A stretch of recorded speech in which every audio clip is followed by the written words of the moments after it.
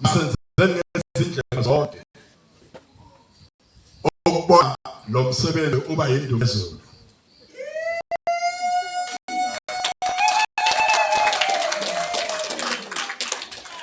Ngoba singabazali baka government wethu. Government fanele abone ngathi simhlandlela. Ngoba government ubhekile nisola government nimsola kanjani ningakhomba indlela. Nizosola iminyango yonke impela ka government ayenzi kahle kanti muongenzi kahle.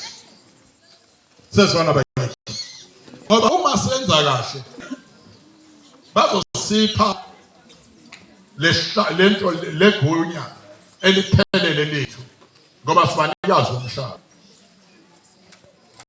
Akudingeka amakhosi ahlupheke, akudingeki, asinasidingo sokuhlupheka kuze ugovernment agijime ukuthi thina sibe munye. Sezona bakithi othi ngelilanga impela ke opresident odlulile uThabo Mbeki wakhuluma amazwi wathi la eSouth Africa bobani singabathemba ngoba sifuna into ehlangene, asengaboni nento eyodwa ehlangene, kodwa wakhipha impela le organization impela ephethwe le impela ngaphandle ukuthi ama Muslim yona singathemba ngoba labantu bamunye yonke indawo. Wazojobelela wathi a half of my parliament in 5 years time izoba ama Muslim. Nangiso enenjalo sibuswa ngabantu bangaphandle la eSouth Africa. Hayi anginizwa.